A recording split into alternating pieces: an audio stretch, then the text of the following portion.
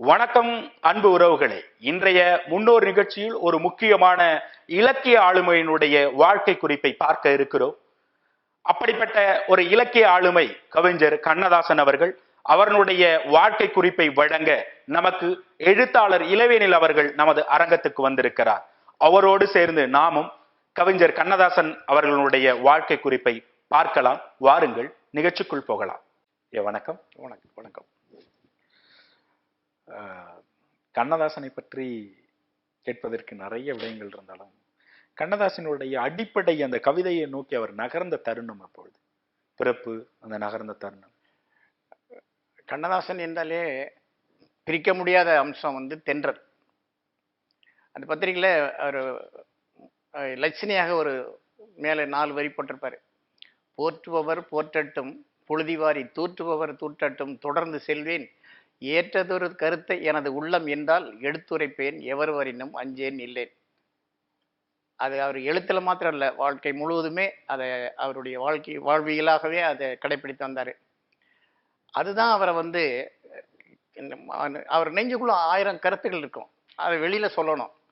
அதுக்கு சொல்றதுக்கு அருமையான ஒரு மீடியா ஒரு இதுங்கிற பொழுது அவரை தேர்ந்தெடுத்தது கவிதை தான். என்ன கவிதையில் சொல்றது மாதிரி வேற எதுலையுமே அவருக்கு சொல்ல முடியாது. பிறப்பு அதெல்லாம் என்ன, அவர் சிறுகுடற்பட்டின்னு ஒரு ஒரு சின்ன கிராமத்துல பிறந்தாரு. எந்த மாவட்டங்க? காரைக்குடி பக்கத்துல சிறுகுடற்பட்டி அப்படின்னு. அது ஏழை குடும்பம். அவங்க வைத்த பேர், கண்ணதாசனுடைய முதல் பெயர் பெற்றோர் வைத்த பெயர் நல்லான். தத்து கொடுத்தாங்க. தத்து கொடுத்த பெற்றவர் வைத்த பெயர் முத்தையா. அப்புறம் இவர் மாடர்ன் தியேட்டர்ஸுக்கு போகிற பொழுது, இதுக்கு முன்னால் ஏதாவது எழுதியிருக்கிறியா அப்படின்னு கேட்டாங்க. காமோ ஷெரீப் தான் அவரை மாடர்ன் தியேட்டர்ஸுக்கு அறிமுகப்படுத்துறாரு.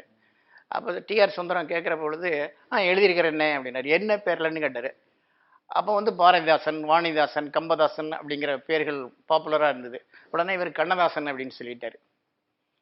இப்படி தான் அவர் கண்ணதாசனாக அறிமுகமானார். ஆனால் சங்க இலக்கியங்களிலிருந்து சமய இலக்கியங்கள் எதுவுமே அவர் விட்டு வச்சதே கிடையாது. எல்லாத்தையும் படிப்பார். படிப்பதில் அவர் அந்த படிப்பாளிகள் உள்ள எல்லாருமே நீங்கள் பார்க்கலாம். புகழ்பெற்ற தலைவர்கள் எல்லாரும் அவங்க பின்னால் பார்த்தீங்கன்னா ஒளிவட்டம் இருக்கிறதோ இல்லையோ நிறைய புத்தகங்கள் இருக்கும். அவர் ஒரு அறிவாளி அப்படிங்கிறதுக்காக அதை நம்ம பார்த்த உடனே இவர் நிறையா அறிவாளி, நிறைய படிச்சுக்கிறாரு அப்படின்னு உங்களை நம்ப வைப்பாங்க. இல்லைன்னா நிறைய அந்த ஒளிவட்டத்துக்கு பதிலாக புத்தகம் தான் இருக்கும். ஆனால் கண்ணதாசன் என்ன படித்தாருன்னு யாருக்குமே தெரியாது. அவர் வீட்டில் புத்தகங்களையும் நீங்கள் பார்க்க முடியாது, அதனால் எல்லாத்தையும் படிப்பார். அதே மாதிரி இன்னொருவர் ஜெயகாந்தன், எல்லாத்தையும் படிச்சிருப்பாரு. அவர்கிட்ட புத்தகமே இருக்காது வீட்டில் பார்த்தீங்கன்னா. அதோட தூக்கி போட்டவர். முதல்ல எப்பங்க கவிதை எழுதணும்னு கண்ணதாசன்? முதல்ல சின்ன வயசுலேருந்து அவருக்கு கவிதை எழுதுறாரு. அப்போ முதல்ல அவர் எழுத ஆரம்பித்தது சக்தின்னு ஒரு பத்திரிக்கை. அது சக்தி, அது கோவிந்தன்னு ஒருத்தர் நடத்திக்கிட்டு இருந்தார். அதில் இவர் நிறைய முற்போக்கு எழுத்தாளர்லாம் எழுதிட்டு இருந்தாங்க. அதில் இவர் கவிதை அதில் தான் முதல்ல எழுத ஆரம்பித்தார். அப்புறம் சண்டமாரதம்னு ஒரு பத்திரிக்கை, அதில் கவிதை எழுத ஆரம்பித்தார். அந்த கவிதைகள் எழுதிக்கிட்டு இருக்கிற பொழுது திராவிட இயக்கம் வளருது. இப்போ மாடர்ன் தியேட்டர்ஸில் கலைஞரும் அதில் பணியாற்றுகிறார். கலைஞருக்கும் இவருக்கும் ஒரு ஆரோக்கியமான ஒரு போட்டி இருந்துகிட்டே இருக்கும் எப்பவுமே. கவிதை நடையிலையா, கவிதை மொழியிலையா, வாழ்க்கையிலேருந்து எல்லாத்துலேயுமே. இவர் அப்போ முரசொலின்னு பத்திரிகை நடத்தினார். உடனே கண்ணதாசன் தென்றல் அப்படின்னு பத்திரிகை நடத்துவார். ரெண்டுக்குமே வித்தியாசம் இருக்கும். முரசொலிங்கிறது ஒரு ஆவேசமான இது, தென்றலில் தழுவுறது. அதே மாதிரி அப்புறம் முத்தாரம்னு ஒரு பத்திரிகை தொடங்கினார் கண்ணதாசன். கலைஞர் இவர் முல்லைன்னு ஒரு இலக்கிய பத்திரிகை தொடங்கினார். ரெண்டுமே ஒரு அற்புதமான பத்திரிகைகள். அதுக்கப்புறமா தென்றல் வெள்ளி வீதின்னு ஒரு பத்திரிகை ஆரம்பித்தார் சினிமாவுக்குன்னு கலைஞர். இவர் தென்றல் திரைன்னு ஆரம்பித்தார். அது அப்புறம் கிண்டலாகவே சொல்லுவார். அவர் பிற்காலத்தில் அவங்க 2 பேருக்கும் அரசியல் முரண்பாடு வந்த பொழுது கலைஞர் ஒரு தீர்க்கதரிசி, தனக்கு 3 மனைவியர்கள் வரப்போகிறாள் என்பதை முன்கூட்டியே தெரிந்து கொண்டு முத்தாரம் என்று பத்திரிகை தொடங்கினார் அப்படிம்பாரு. கிண்டல் செய்வது என்ன பகடிக்க. இப்படி மாடர்ன் தேட்டர்ஸ்ல பயணிக்கிறாங்க. மாடர்ன் தேட்டர்ஸ்க்கு அப்புறம் அவர்களுடைய எழுத்து கவிதை வந்து திரைப்பட பாடலாக எப்ப உருப்பெறுதுங்க? அவர் திரைப்பட பாடல்கள்ல வந்து அவருக்கு முதல்ல வந்து கன்னியின் காதலின்னு ஒரு படம், அதில் தான் அவர் முதல்ல சினிமாவில் எழுதுறாரு. அது கலங்காதிரு மனமே அப்படின்னு ஒரு பாடு. அவர் தனக்குத்தானே ஆறுதல் சொல்லிக் கொள்கிறது. அவங்க அண்ணன் ப்ரொடியூசராக இருக்கிறாரு, ஆனால் அவருக்கு பட வாய்ப்புகள் கொடுக்க மாட்டேங்கிறாரு நிறைய. ஆனால் திரையில பாட்டு எழுதணும்னு திரையில அவர் கதை வசனம்லாம் எழுதிக்கிறாரு. அதுக்கு முன்னாலேயே நடிச்சிருக்கிறாரு. பராசக்தியில வந்து கடைசி வர்ற நீதிபதியே கண்ணதாசன் தான். ஓ, அவர் யாருக்கும் தெரியாத ஒரு என்ன கடைசியில நீதிபதியா இருக்கிறது வந்து கண்ணதாசன் தான். ஏன்னா கண்ணதாசனும் கலைஞரும் நெருங்கி நண்பர்கள். இவர் வந்து அதுக்கு முன்னால் கதைவசனம்லாம் எழுதிக்கிறார் நிறைய படங்களுக்கு. ஆனால் பாடல் எழுதுறதுக்கு வாய்ப்பு அவருக்கு கவிதையில் தான் ரொம்ப ஆர்வம். அப்போ வந்து அதுக்காகத்தான் இது பண்ணார். பின்னால் வந்து தான் பாட்டில் நிற்கணுங்கிறதுக்காகவே ஒரு படம் எழுதினார். பாட்டுக்கு ஒரு படம் அப்படின்னு மாலையிட்ட மங்கன்னு ஒரு படம் எழுதினார். இந்த ஒரு முறைதான் காதல் வரும் தமிழர் பண்பாடு, அது ஒன்று என்ன என்பதுதான் கேள்வி இப்போது. அது என்ன படத்தில்? வானம்பாடியில். வானம்பாடியில் அவரே பாடிய பாடலும் கூட அவரே நடித்திருப்பார் இல்லையா? இல்ல அது SSRம் தேவிகாவும் நடிச்சிருப்பாங்க. இவர் நடிச்ச படம் வந்து பரமசிவன் கழுத்தில் இருந்து பாம்பு கேட்டது கருடா சௌக்கியமா. அப்படி கண்ணதாசன் ஐயாவுடைய முதல் கவிதை தொகுப்பு எந்த ஆண்டுல வெளிவந்தது? 1962ன்னு நினைக்கிறேன். புத்தகத்தினுடைய பெயர் கண்ணதாசன் கவிதைகள்னே வந்தது. தென்றல்ல எழுதுனதெல்லாம் தொகுத்து போட்டிருந்தாரு. அப்புறம் காவியமா எழுதினாரு. மாங்கனின்னு ஒரு காவியம். அப்புறம் சேரமான் காதலின்னு நாவலா எழுதி பார்த்தாரு. நாவல்ல பொதுவா உரைநடை அவருக்கு கை கொடுக்கல. கவிதையில அவர் வெற்றி பெற்ற மாதிரி உரைநடையில வரல. கலைஞர் வந்து உரைநடையில வெற்றி பெற்றாரு, கவிதையில தோத்து போயிட்டாரு. அவர் படிக்கிற போது அது கவிதை மாதிரி இருக்கும். கண்ணதாசன் வந்து உரைநடைன்னா அவருக்கு அந்த காலத்துல தீஜாரா அப்படிம்பாரு. தீஜா ரங்கநாதன் ஒருத்தர் இருந்தார், அவரை சொல்லிட்டு இருப்பாரு. அவருடைய முதல் பாடல் எப்படி மிகப்பெரிய பிரபலமா வெற்றி பெற்றது? எந்த பாடல்? கண்ணின் காதலி. முதல் பாட்டே பாப்புலர் ஆயிடுச்சு. அதுக்கப்புறம் தொடர்ந்து சினிமாவில் எழுதக்கூடிய வாய்ப்புகள் தான். அதுக்கப்புறமா வந்து எல்லா பாட்டுகளையும் நீங்க எழுதுங்கிற அளவுக்கு போயிட்டாரு. எல்லாரும் தேடி தேடி ஒரு கட்டத்துல புதிய ஆட்கள்ல வந்து அவர் பொறாமையே பார்த்ததே கிடையாது. இந்த வாலியும் அவருமே நெருக்கமா பாடல் எழுதின விடயங்கள்லாம் உண்டு அப்படின்னு சொல்றாங்க. அது எந்த அளவுக்கு உண்மை? அது வாழ்க்கைய கவிதையாக்குனதுல அவருக்கு இணையான ஆளே கிடையாது. நீங்க பெரிய விஷயங்களை வந்து புனைவாகவும் கற்பனையாகவும் சொல்லியிருப்பாங்க. யோசித்து பார்த்தா நம்ம வாழ்க்கையில தெரிகிற விஷயங்களை ஒரு முறை அவருக்கு கையில காசே கிடையாது.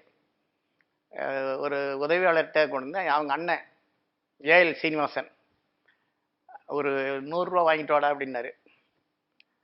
அவர் அதெல்லாம் காசு கிடையாது, அவனுக்கு எவ்வளோ கொடுத்தாலும் கிடையாது, செலவு பண்ணிடுவான் அப்படின்னாரு. ஏங்க அவரை உங்களை விட்டு அவருக்கு யாருங்க இருக்கிறா, உங்க தம்பிங்க அவரு அப்படின்னாரு. அப்போ ஏஎல்எஸ் சொன்னாரு, அண்ணனாவது தம்பியாவது என்னடா அது பேசுறீங்க அப்படின்ட்டாரு. அதை வந்து அந்த உதவியாளர் அப்படியே சொல்லிட்டாரு. அப்போ ஒரு படத்துக்கு பாட்டு எழுதணும். அது டியூன் வந்த உடனே சொல்ல ஆரம்பிக்கிறாரு, அண்ணன் என்னடா தம்பி என்னடா அவசரமான உலகத்திலே ஆசை கொள்வதில் அர்த்தம் என்னடா காசு இல்லாதவன் குடும்பத்திலே அப்படின்னு எழுதினாரு. அது மாதிரி இந்த மாதிரி யதார்த்தமான பாடல்கள் நிறைய ஒரு பதிவு பண்றதுக்கு காரணம் என்னங்க? வாழ்க்கை அனுபவம். அவர் ஒன்று படிப்பறிவு, இன்னொன்று வந்து பட்டறிவு. அந்த ரெண்டையும் கலந்துதான் பகுத்தறிவு. அறிவு மூணா பிரிச்சிங்கன்னா ஒன்று படிப்பறிவு, அப்புறம் பட்டறிவு. தானே பட்டு தெரிந்து கொள்வது. ஒரு சில இடங்கள்ல கடவுள் மறுப்பாளரா பயணிக்கிறாரு. இல்ல ஆரம்பத்துல அவர் வந்து கடவுள் நம்பிக்கை உள்ளவரா இருந்தாரு. அது இடையில் திராவிடம் சார்ந்து இயங்கும் போது கடவுள் மறுப்பாளர் இருக்காரு. ஆனா அவரே அர்த்தமுள்ள இந்து மதத்தையும் அது ரொம்ப பின்னால. அது அவர் முதல்ல வந்து நாத்திகர் ஆனதே வந்து கலைஞர் ஒரு முறை கோயம்புத்தூருக்கு போறாரு. 2 பேரும் மாடர்ன் வேர்ஸ்ல இருக்கிறாங்க. சேலத்துல வந்து ஒரு ரயில்வே ஸ்டேஷன்ல நிக்கிறாரு. இவர் வெளியில சுத்திட்டு ரயில்வே ஸ்டேஷனை கிராஸ் பண்ற பொழுது கலைஞர் அங்க நிக்கிறாரு. என்ன கருணாநிதி இங்க நிக்கிறீங்க அப்படின்னாரு. இல்ல கோயம்புத்தூருக்கு ஒரு மீட்டிங் போறேன் அப்படின்னாரு. எனக்கும் போர் அடிக்குது, நானும் வரேன் அப்படின்னாரு. சரின்னு அவர் கூட போயிட்டாரு.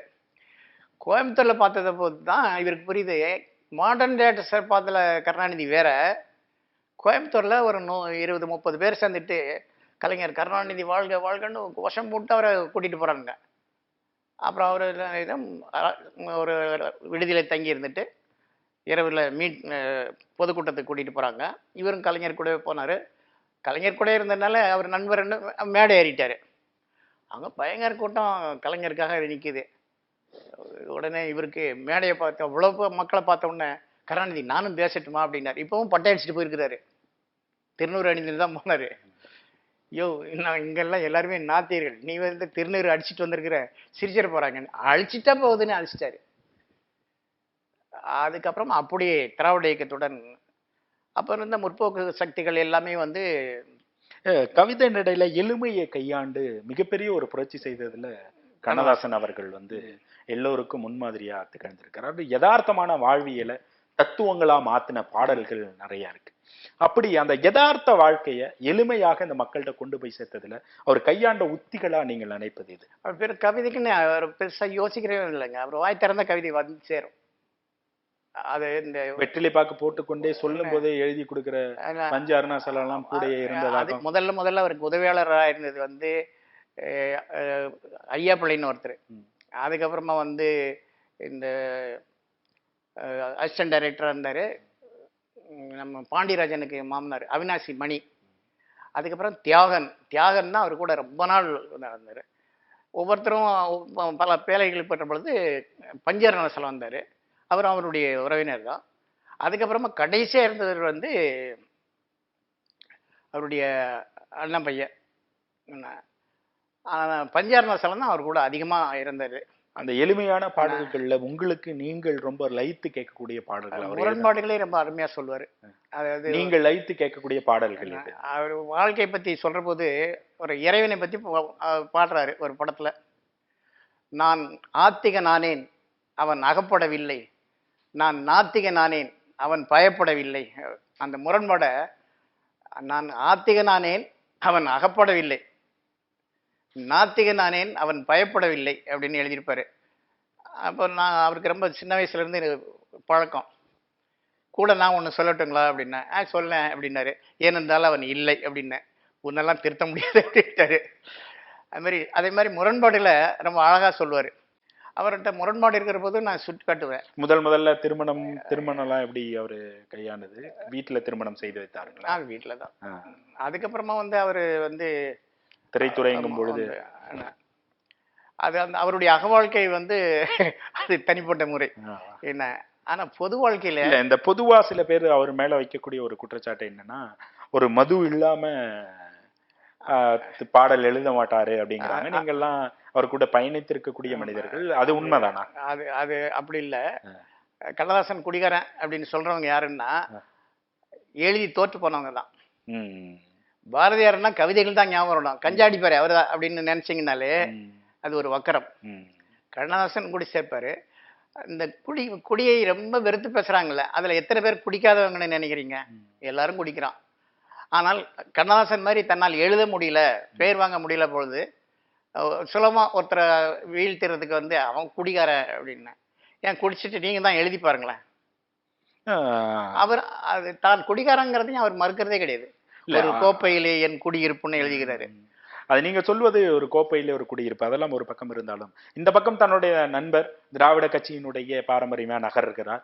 திடீர்னு பார்த்தா காங்கிரஸ் வந்து காமராஜர் அவர்களை தனது தலைவர் அப்படின்னு அது அது அது அப்ப வந்து தனது தலைவராக ஏற்கிறார். பல மேடைகள்ல திமுகவை இன்னும் இல்ல தனது நண்பரா இருந்தாலும் அவர் பேசிய பேச்சு வந்து நண்பராக இருந்தா கட்டி அணைப்பது உச்சத்துக்கு செல்வதும், எதிரியான பிறகு அதே உச்சத்துல இருந்து வெறுப்பாக கொட்டுவதும் நீங்க சொல்ற மாதிரி முரண்களுக்கு முரணாக வாழ்ந்தவர் கண்ணதாசன். எல்லாத்திலுமே வந்து அவர் தனிப்பட்ட காழ்ப்புணர்ச்சி வந்ததே கிடையாது, கருத்துக்களால தான். திராவிட முன்னேற்ற கழகத்துல ஒரு கருத்து மோதல் ஏற்பட்டது. நடிகர்கள் ஆதிக்கம் அதிகமா இருக்குது, சினிமாக்காரங்க வர்ற பொழுது அண்ணாவுக்கே மரியாதை எல்லாம் போயிடுது, ஒரு சலசலப்பு, அவங்களுக்கு கவனிக்கிறாங்க அப்படின்னு சம்பத் பேசினார். அப்ப சம்பத் மீது செருப்பெல்லாம் அடிச்சு வீசினாங்க. இவரும் சினிமாக்காரர் தான், ஆனால் சினிமாங்கிறது அவருக்கு தொழிலே ஒழிய சினிமா முகத்திரை அவர் என்னைக்குமே அவர் இருந்தே கிடையாது. அவர் இயல்பான மனிதராக இருந்தார். சம்பத்து கருத்து நியாயம்னு தோணுச்சு அவருக்கு. உடனே வந்து சம்பத்தினுடைய ஆதரவாளராக அது வந்து ரொம்ப பெரிய கருத்து மோதல்களாக வந்தது. தமிழ்நாட்டில் ஒரு பெரிய பிளவே ஏற்பட்டது திமுகவில். அப்போ வந்து சம்பத் ஆதரவாளர்கள்லாம் வந்து திமுகவில் இருந்து வெளியேறி அப்போ முதலாக தமிழ் தேசிய கட்சின்னு ஆரம்பிச்சாங்க. ஈவிகே தமிழ்ல. ஆமா. அப்பதான் வந்து ஈவிகே சம்பத் தலைமையில தானே? ஆமா. அப்போ வந்து கடுமையாக திமுக மீது விமர்சனம் வைத்தாரு. அதற்கு பின்னால வந்து தலைவராக காமராஜரை ஏற்றுக்கொண்டார். அப்ப திமுகல இருந்து அப்புறம் தமிழ் தேசிய கட்சியில இருந்து அவர் காங்கிரஸுக்கு போனாங்க. அந்த திமுக எதிர்ப்பு வந்து அவரை அப்படி தள்ளுது. அவருக்கு நோக்கம் வந்து திமுகவை ஒழிப்பதோ அப்படிலாம் கிடையாது. இல்ல, வக்கிரமாக நான் சொல்லவில்லை. ஆனா நான் கேட்பது, அவர் நட்பு பாராட்டுவதும் அதே இன்முகம் கொடுத்து பெரிய உச்சத்துக்கு செல்வதும், எதிரியாக இருக்கும்போது ஒரு எதிர்காலத்துல கருத்துரையாக இருக்கும்போது அதே வெறுப்புல உச்சத்துக்கு செல்வதும் கேட்கிறேன். நான் மாறிவிட்டேன் என்று எல்லாரும் சொல்லுகிறார்கள். நான் எங்கே அவர்கள் மாறிவிட்டார்கள், என்னை மாறிவிட்டேன் என்று சொல்லுகிறார்கள். இப்படின்னு அவரே சொல்லியிருக்கிறாரு. கண்ணதாசன் அவர்கள் இறந்த போது கூட முன்னாள் முதலமைச்சர் நீங்கள் சொல்லுவது போல இறங்கப்பா தென்றலாக சுத்தவனும் நீ தீயாக அப்படின்னு எழுதுன இறங்கப்பாள்கள். அவருடைய விமர்சனத்தை யாரும் வந்து ஏன்னா கவிஞன் உணர்ச்சி மயமா இருப்பான். வேற எந்த கவிஞர்களுக்கும் உணர்ச்சி மயமா எல்லாம் இருந்து கிடையாது. கவிதை எழுதுற போது செயற்கையா உணர்ச்சியை கொண்டு வந்து எழுதுவாங்களே ஒழிய அவர் இயல்பாகவே உணர்ச்சி மயமான மனிதர். உடனுடைய அந்த உள்ளொன்று வைத்து புறமொன்று பேசுற பழக்கமே கிடையாது. அதனால வந்து அவர் எப்பவுமே வந்து விமர்சனங்கள் வைப்பாரு. அந்த சூழ்நிலையில வந்து அண்ணா வந்து வேளவேந்தன் அப்படிங்கிற ஒரு கவிஞருடைய நூல் வெளியிடுறாங்க. இவங்க திமுக விட்டு போயாச்சு, காங்கிரஸுக்கே போயிட்டாங்க. வேளவேந்தன் கவிதைகள் வெளியிட்டு விழா கோகலை ஹாலில். அப்போ அண்ணா பேசுற பொழுது வேளவேந்தன் கவிதைகளை படிக்கிற பொழுதெல்லாம் எனக்கு கண்ணதாசன் தான் நினைவுக்கு வருகிறார். அடடா என்ன அற்புதமான கவிஞன் அப்படின்னாரு. எதிர இருக்கிறவங்க எல்லாம் முணுமுணுக்கிறாங்க, கோஷம் கொடுக்குறாங்க. அண்ணா இந்த நேரத்தில் கண்ணதாசனை பற்றி ஏன் பாராட்டுகிறீர்கள் அப்படின்னு சொன்னார். அப்போ சொன்னார், உங்களுடைய முணுமுணுப்பும் உங்களுடைய கோபமும் எனக்கு புரிகிறது. ஆனால் உங்களுடைய கோபத்துக்காகவும் முணுமுணுவுக்கும் பயந்து கொண்டு நான் கண்ணதாசனை பாராட்ட மறந்தேன் என்றால் நான் தமிழ் மொழியை அறியாதவனாவேன். அண்ணா வந்து திமுக மீது கடுமையான விமர்சனங்கள் வைத்திருக்கிற போது கூட கண்ணதாசனை பற்றிய மதிப்பு அதுதான்.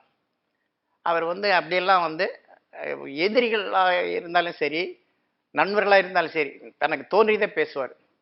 ரொம்ப ஒரு மனிதர் அப்படிங்கிற இயல்பான மனிதர். அதனால வந்து அவர் வந்து பண்ணாரே ஒழிய காமராஜர் இது பண்ணாரு. காமராஜரை ஆதரிச்சுட்டு அதற்கப்புறமா வந்து காமராஜரை வந்து இந்திரா காந்திக்கும் காமராஜருக்கும் மோதல் வந்த பொழுது அவர் இந்திராவை ஆதரிச்சாரு, காமராஜை விட்டுட்டாரு. சம்பத்து காமராஜை ஆதரித்தாரு, இவர் இந்திராவை ஆதரித்தாரு. ஏன்னா இவருடைய கருத்துக்கு சமமாக இந்திரா காந்தி செயல்பட ஆரம்பிச்சாங்க. கண்ணதாசனுடைய எப்பொழுதுமே அவருடைய இரண்டு கொள்கையிலிருந்து அவர் மாறினதே கிடையாது. ஒன்று தமிழ், இன்னொன்று சோசலிசம். இந்திரா காந்தி வந்து 20 அம்ச திட்டம் கொண்டு வந்து பேங்குகளெல்லாம் தேசியமயமாக்கினாங்க. அந்த துணிச்சல் வேற யாருக்கும் கிடையாது. அதே மாதிரி வந்து ராஜமானியங்களை ஒழிச்சாங்க. அதனால இவருக்கு கண்ணதாசன் அவர்களுக்கு வந்து கண்ணதாசனுக்கு இந்திரா காந்தி பிடிக்குது. ஒரு கட்டத்துல வந்து என்ன காரணம், அவர் சட்டமன்ற உறுப்பினராகவோ அல்லது பாராளுமன்ற உறுப்பினராகவோ அதற்கான முயற்சிகளை அவர் பண்ணவே இல்லை. ஏன் அப்படி?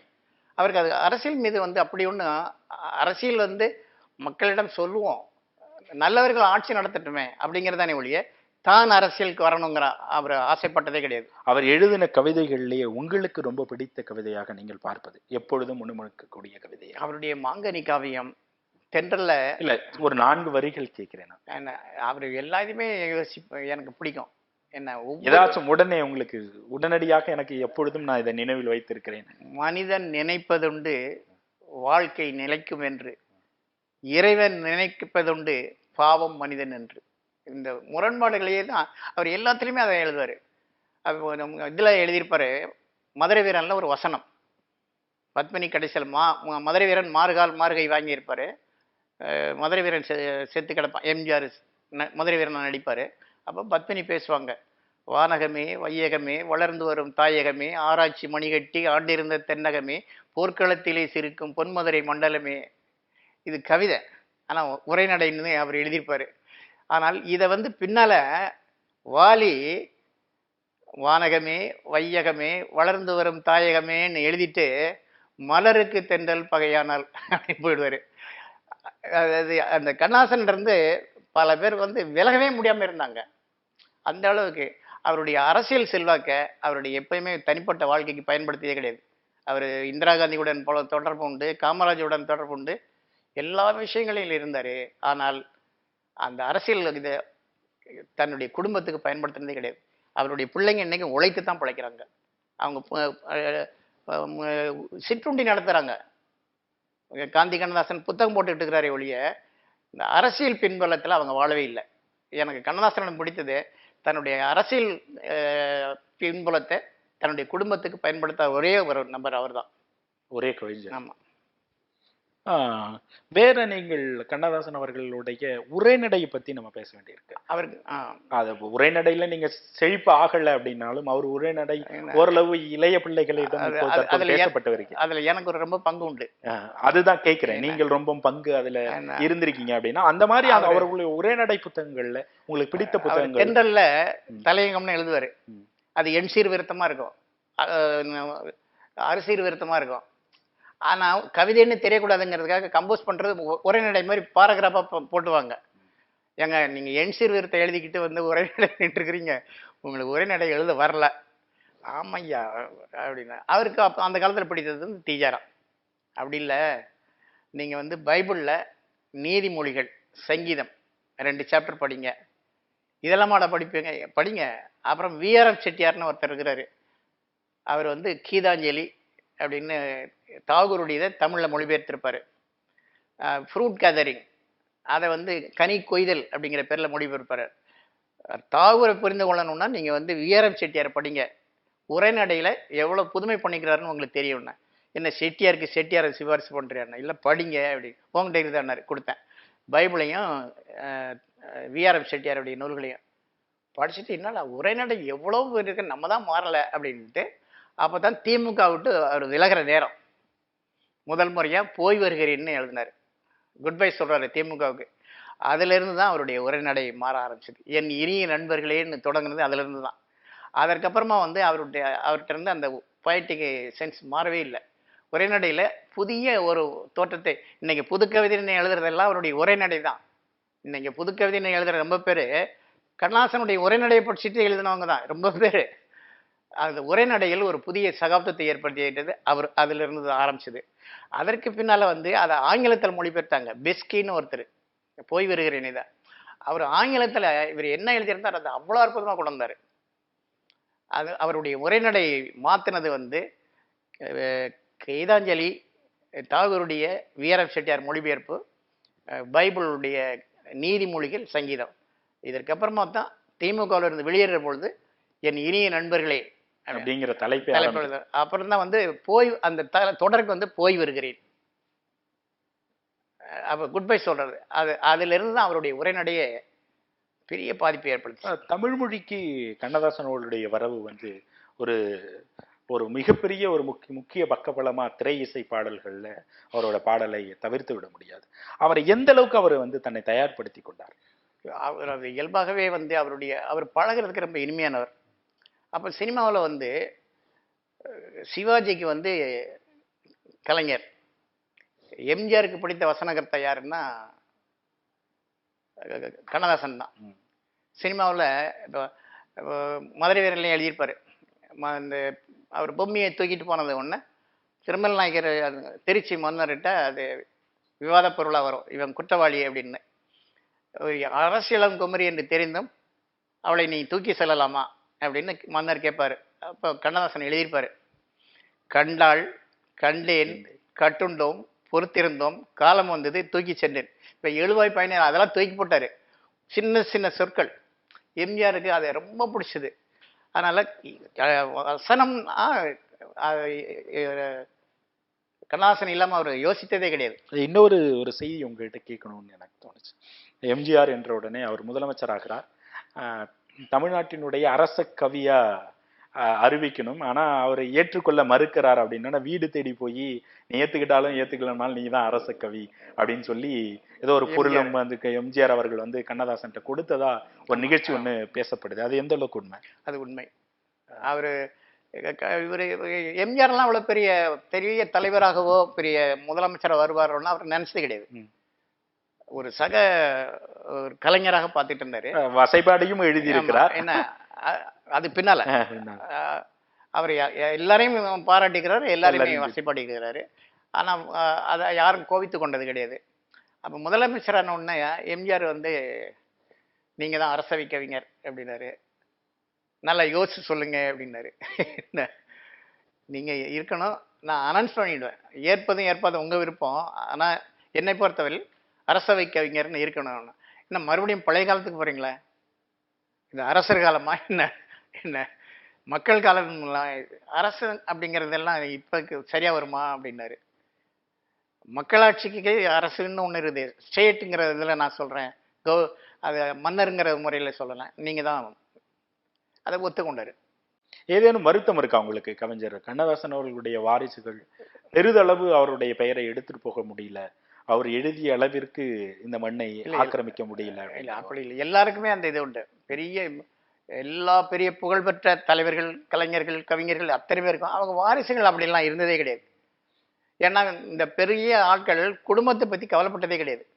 திரு நடிகர் கமலஹாசன் அவர்கள் எப்பொழுதும் ஒரு வார்த்தையை சொல்லும் பொழுது, எனக்கு கவிதையை எழுதி வைத்தவர் அவர்தான், அவர்கிட்ட போகும்போது உனக்கு எழுத வரும், நீ எழுது அப்படின்னு சொல்லி சொன்னதாக கமலஹாசன் அவர்கள் நடிகர் கமலஹாசன் அவர்கள் நிறைய இடங்கள்ல கண்ணதாசன் அவர்களை குறிப்பிடுகிறார். இறுதியாக அவருக்கு தான் இறுதி பாட்டு எழுதினதாக கூட சில செய்திகள் சொல்வது உண்மை. கண்ணை கலைமானை பாட்டு எழுதினாரு, அது கடைசி பாட்டு. ஆனால் அவர் கமலஹாசன் இல்லை, யாரையும் எழுதியா அப்படின்னு சொல்லுவாரு. நான் வந்து சின்ன வயசுலயே 14 வயதுலேயே பத்திரிகை ஆசிரியர் ஆகிட்டேன். ஆனால் கவிதைகள் கண்ணதாசன் மாதிரி கவிதை எழுதணுன்னாலும் ஆசைப்படுவேன், ரொம்ப ரகசியமாக எழுதிட்டு இருப்பேன். அப்போ எனக்கு பாரதிதாசனுடையும் தொடர்பு வந்தது. பாண்டியன் பரிசு படம் எடுக்கிற பொழுது ஏறத்தாழ தினசரி சந்திக்கிற வாய்ப்பு இருந்தது. அவர்கிட்ட ஒரு கவிதை எழுதி காட்டினேன். ஒரு லஸ் கார்னரில் போய் ஒரு காபி சாப்பிடுவோம், அங்கே ஒரு பிச்சைக்காரன் பைத்தியக்காரன், அவன் அதிகமாக பேச மாட்டான், முகபாவங்கள்லேயே கேட்பான். அவனை பற்றி நான் கவிதை எழுதணும்னு தோணுச்சு. ஒரு கவிதை எழுதி பாரதிதாசன்கிட்ட காட்டினேன். இந்த சிந்தனை உனக்கு எப்படி வந்ததுன்னு கேட்டார். இந்த லஸ் கார்னரில் ஹோட்டலுக்கு முன்னால் ஒரு பைத்தியக்காரன் இருப்பான் இல்லையா, அவனை பார்த்த உடனே இதை எழுதுன்னு தோணுச்சு அப்படின்னேன். ஒரு பைத்தியக்காரன் ஒருத்தனை கவிஞனாக்கிட்டான், ஒரு கவிஞன் என்னை பைத்தியக்காரனாக்கிட்டான்னாரு பாரதிதாசன். அதோட கவிதை எழுதி விட்டுட்டேன். ரொம்ப ரகசியமாக ஒரு ரகசிய நோய் பெற்ற மாதிரி எனக்குள்ளே வச்சுக்குவேன். அப்போ கண்ணதாசன், ஏன்டா நீ உரைநடையெல்லாம் நல்லா எழுதுற, கவிதை எழுதேன் அப்படின்னாரு. அப்போ நான் எழுதின கவிதை நோட் கொடுத்தானே, இதுக்கு மேலே என்னடா கவிதை வேணும், இதுதான் கவிதை எழுது அப்படின்னு என்னை தட்டி கொடுத்தது, கவிதை எழுத வைத்தது கண்ணதாசன் தான். அந்த இலக்கியங்கள்ல தெளிவாக ஒரு யதார்த்தத்தை வந்து பாடலா பதிவு செய்வதும், இலக்கியங்கள்ல வந்து அவர் வந்து இலக்கியம் சார்ந்த எழுத்துக்கள்ல ரொம்ப மேற்போக்காக தெரிந்தவர் அவர். அது அவருடைய சேரமான் காதலி ஒரு அற்புதமான படைப்பு. அது சரித்திர பின்னணியில அத ரொம்ப அழகா சொல்லியிருப்பாரு. அது வரலாற்றுவியலோட போய் சொல்லி இருக்கக்கூடிய ஒரு உரைநடை. அதுக்கு மேல அதை விட எனக்கு தனது சமகாலத்தினுடைய பெரிய பிரச்சனையா இருந்தது ஈழப்பிரச்சனை. ஈழமகள் கண்ணீர்னு எழுதியிருப்பாரு. அதுக்கு இணையான இன்னைக்கு வரை யாரும் எழுதலை. அவ்வளோ அற்புதமானது. அதனுடைய வரிகள் எனக்கு ஞாபகம் இல்லை, ஏன்னா ரொம்ப சின்ன வயசுல படித்தது. ஈழமகள் கண்ணீர் அது அவருடைய கவிதை தொகுப்பில் கூட வந்துருதான்னு தெரியல. அவ்வளோ அற்புதமான ஒரு படைப்பு. அந்த ஒரு தேசிய மக்கள் படுகிற துயரத்தை கவிதையில வந்து ஒரு தாவூர் பண்ணிக்கிறாரு. நீக்குறவர்களுடைய இதை அது கொஞ்சமும் குறையாத அளவுக்கு ஈழ மக்களுடைய ஈழமகள் கண்ணீர்னு, அப்புறம் தைப்பாவைன்னு ரொம்ப அற்புதமா எழுதியிருப்பாரு. இதெல்லாம் வந்து சினிமாவுக்கு அப்பாற்பட்ட அவருடைய இலக்கிய ஆழ்மைகள். அது பேசப்படலை, ஏன்னா சினிமாங்கிறது உடனடியாக மக்களை சென்றடையுது. இலக்கியம் பிடிக்கிற ஆர்வம் இருக்கிறவங்களுக்கு எல்லாருமே கண்ணதாசனுடைய இலக்கியம் தான். எனக்கு வந்து அவர் சினிமா பாடலாசிரியருங்கிறத விட ஒரு பெரிய இலக்கியவாதியாகத்தான் அறிமுகம். இந்த ஒரு விடயத்தை வந்து உங்கள்கிட்ட நான் கேட்கணும்னு நினச்சிட்டு இருந்தேன். கண்ணதாசன் அவர்களுடைய புகழை எந்த அளவுக்கு இப்போ உள்ள இளைய பிள்ளைகளுக்கு போய் சேரலை அப்படிங்கிற ஒரு வருத்தம் உங்களுக்கு உண்டா? இல்லை, பொதுவாக இந்த தற்போதைய இளைஞர்கள் வந்து எழுத வர்றவங்க கண்ணதாசன் தனக்கு முன்னோடியாக சங்க இலக்கியங்கள் அத்தனையும் படித்தவர், சமய இலக்கியங்கள் படித்தவர். அதனாலதான் அவருக்கு எளிய முறையில் இந்த மக்களுக்கு பாடல் கொடுக்க முடிந்ததோ. ஆனால் பாடல் அப்படிங்கிறதுல முதல் முக்கியமானது வந்து மொழியிலிருந்து நீங்க பாடலை பிரிச்சிட முடியாது. அப்ப சந்த நயங்கள் அதிகம் இருக்கணும். நீங்க அந்த இலக்கணம் அப்படிங்கிறத ஏதோ ஒரு கட்டுப்பாடு சிறை மாதிரி பார்க்குறாங்க. அவர் அப்படி பார்த்ததே கிடையாது. இலக்கணம்ங்கிறது ஒரு வழிகாட்டி, ஒரு விஞ்ஞானம். அப்படித்தான் எடுத்துக்கிட்டாரு. அதனால அவருக்கு சுலபம் வந்தது. இப்ப பல கவிஞர்கள் பெரிய பெரிய பேரெல்லாம் தங்களுக்கு வச்சுக்கிறாங்க. ஆனா அந்த இலக்கியங்களை கூட படிக்க மாட்டேங்கிறாங்க. இப்ப கம்பரை பத்தி கம்பர் பேர்லயே பாடல் எழுதுகிற ஆசிரியர்கள்லாம் வந்துருக்கிறாங்க. எனக்கு நண்பர்கள் கூட இருக்கிறாங்க. என்ன ஆனால் எனக்கு கம்பராமாயணத்தின் மீது விமர்சனம் உண்டு. ஆனால் கம்பராமாயணத்தினுடைய தமிழ் அழகு இருக்குது பாருங்க, கவிதை, அதெல்லாம் படிக்கணும். அது கண்ணதாசன் அது அவர்கள். கண்ணதாசன் இருந்தது. உதாரணமா சீதை நடந்து போறா, அவ்வளவுதான். அதை கம்பர் எழுதுவாரு. பொன்னின் மணி கிண்கிணி சிலம்போடு புலம்ப மின்னலைய மேகலைகள் மெல்லன மிழற்ற சின்ன மலர் கொண்டு சில சேடியர்கள் சூழ. அப்புறம் தான் வர்றாரு கம்பர். அன்னமென அல்ல என ஆம் என ஒரு பட்டிமன்றமே நடக்குது. அன்னமென அல்ல என ஆம் என நடந்தாள். அப்படி எழுதுற ஆளே கிடையாது. உங்களது நேரங்களை ஒதுக்கி எங்கள் நிலையத்திற்கு வந்து எங்களுடைய தமிழ் முன்னோர்கள் நிகழ்ச்சியில் கலந்து கொண்டமைக்கு மிக்க நன்றி. நன்றி.